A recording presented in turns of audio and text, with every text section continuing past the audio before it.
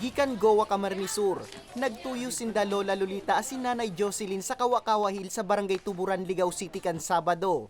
Mawut kay adanindang mapasyaran ang lugar mantang dikit pa sa ng tawo.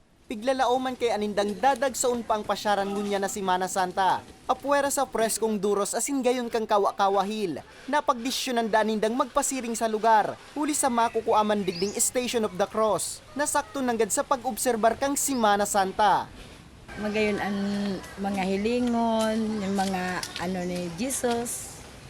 Yan ang dapat maano midigdi, mai-implementar mi sa iya na makaabot kami igusapa. May kaya huna ko, may kawa ya kung dakula.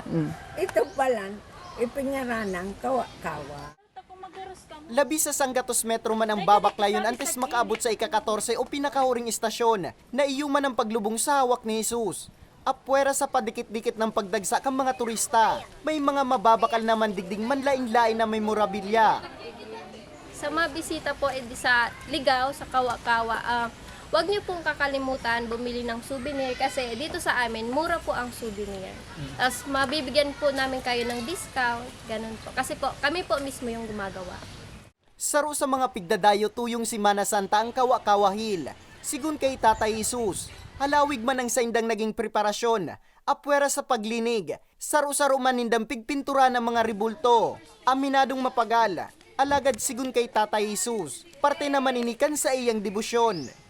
Bukas po ang sa mo yung pasyaran, ang sa mo yung Station of the Cross, bukas po. Para po ini sa mga tao na gusto mamurpasyar digdi sa Kawakawa, asin tuyang kan Station of the Cross, mag-attender lalo na po sa mga nagbibisita sa iglesia. Imbitado po kamo gabos. Sa ibong kaini, asigurasyon ni Tatay Polidario, yaon manggiraray ang saindang pagirumdum sa publiko.